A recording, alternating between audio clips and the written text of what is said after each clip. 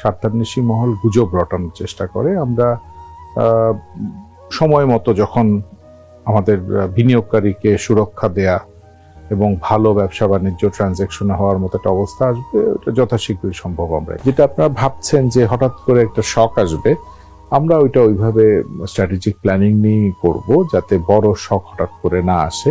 কারণ ফ্লোরে এখন যেই কোম্পানিগুলো আছে তার মধ্যে ইন্ডেক্স মুভারের সংখ্যা খুব বেশি না, বেশিরভাগই আপনার হয়তো বড় ধরনের ইম্প্যাক্ট আসবে না।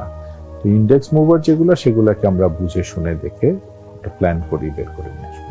কারণ আমরা যদি বাড়লেই সবাইকে ধরতে থাকি এবং সেটা নিয়ে ইনভেস্টিগেশন শুরু করি, তাহলে তো বাজারে আর কোনো বিনিয়োগকারী থাকবে না। আমরা দেখবো যে কোন ধরনের অশুভ বা কোনো ধরনের অ্যাক্টিভিটিস আছে কিনা যেটা ম্যানিপুলেশনের মধ্যে পড়ে।